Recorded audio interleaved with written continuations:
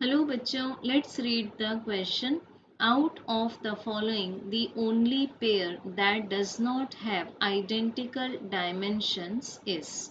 So हमें यहाँ पर एक एक ऑप्शन में दो दो क्वांटिटीज गिवन है. It means each option contains a pair of physical quantities. ठीक है, दो क्वांटिटीज हैं और हमें वो ऑप्शन चूज करना है जिसमें दी हुई दो क्वांटिटीज के डायमेंशन सेम ना हो.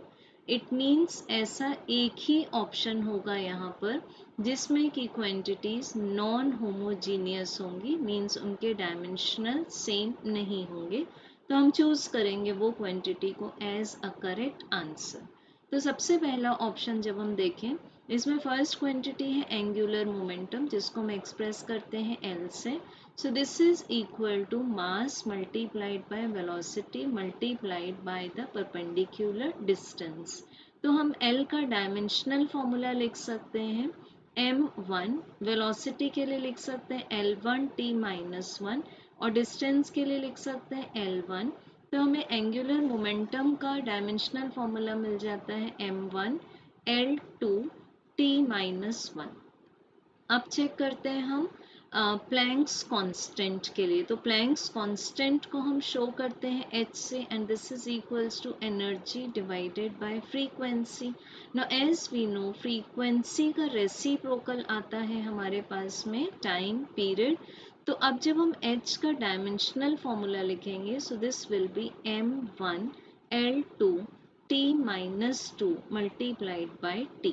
तो यहाँ पर हमें h का फॉर्मूला मिल जाता है m1 L2t-1. तो अगर हम चेक करें तो एंगुलर मोमेंटम और प्लैंक्स कांस्टेंट के डायमेंशन सेम है, तो फर्स्ट ऑप्शन रिजेक्ट हो जाता है. अब चेक करेंगे हम लोग ऑप्शन नंबर 2 की करेक्टनेस को.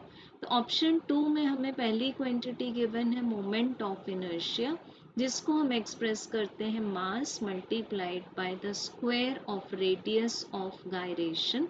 तो हमें मोमेंट ऑफ इनर्शिया का डायमेंशनल फॉर्मूला मिल जाएगा m1 L2t-0. देन हम चेक करते हैं मोमेंट ऑफ अ फोर्स को.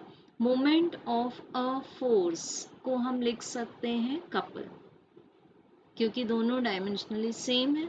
और इसका आंसर मिलता है हमें the perpendicular distance multiplied by the force. का हो जाएगा m1 L1t-2. तो हमें कपल का मोमेंट ऑफ ए फोर्स का डायमेंशनल फॉर्मूला क्या मिलेगा m1 L2t-2. तो अगर हम moment of inertia end moment of a force का फॉर्मूला चेक करें, डायमेंशनल फॉर्मूले दोनों के अलग अलग हैं, तो हमें करेक्ट आंसर मिल जाता है ऑप्शन नंबर 2. एंड बिकॉज ये सिंगल करेक्ट ऑप्शन है, so there is no need of further checking. Still हम लोग समझ लेते हैं एक बार.